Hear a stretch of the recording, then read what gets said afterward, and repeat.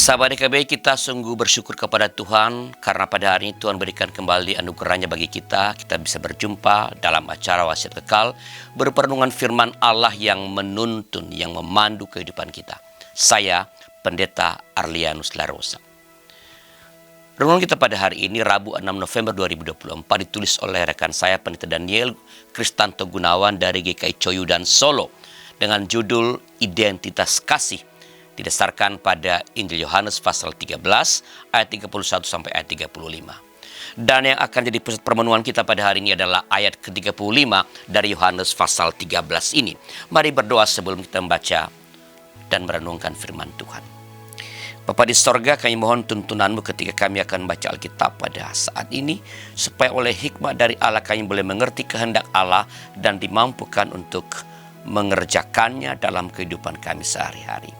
Dalam nama Tuhan kami, Yesus Kristus. Amin. Saya bacakan Yohanes 13 ayat 35, dengarkanlah firman Tuhan. Dengan demikian semua orang akan tahu bahwa kamu adalah murid-muridku, jikalau kamu saling mengasihi.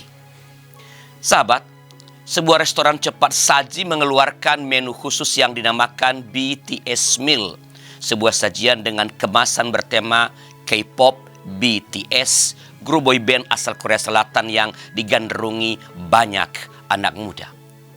Akibatnya, pada hari itu terjadi antrean panjang pembelian menu tersebut. Driver ojek online yang biasanya menerima banyak orderan, pada hari itu harus mengantri untuk membeli menu itu selama berjam-jam. Penggemar BTS yang disebut ARMY kemudian mengumpulkan donasi ratusan juta rupiah untuk diberikan kepada para driver yang mengalami kerugian itu. Donasi itu menunjukkan identitas bahwa para ARMY memiliki kepedulian yang tinggi. Sahabat, Yesus mengingatkan tentang identitas murid-muridnya, yaitu hidup saling mengasihi. Perintah baru ini menjadi identitas kita dan memiliki standar yang tinggi, yaitu mengasihi sama seperti yang telah Kristus lakukan.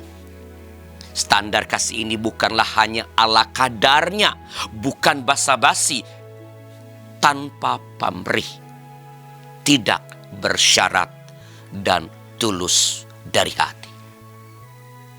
Orang akan tahu siapa murid Kristus dari cara hidup yang mengasihi, peduli untuk berbagi, dan menolong orang lain. Sahabat, mungkin kita sudah berulang kali mendengar perintah untuk mengasihi ini.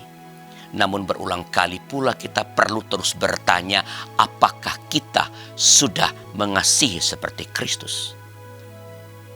Mengasihi seperti Kristus dimulai dari kesadaran bahwa kita telah dikasihi terlebih dahulu oleh Kristus. Kasih yang telah kita alami itu kemudian kita lanjutkan kepada sesama kita. Oleh sebab itu, menjadi Kristen berarti mewujudkan citra Kristus yang melekat pada kehidupan kita, para murid-muridnya. Mari kita berdoa. Tuhan, berikan kami kemampuan untuk mempersaksikan jati diri kami sebagai murid-murid-Mu dengan menebarkan kasih dimanapun Tuhan menempatkan kami. Kami berdoa bagi mereka yang merasa kurang dicintai, bahkan tidak dicintai.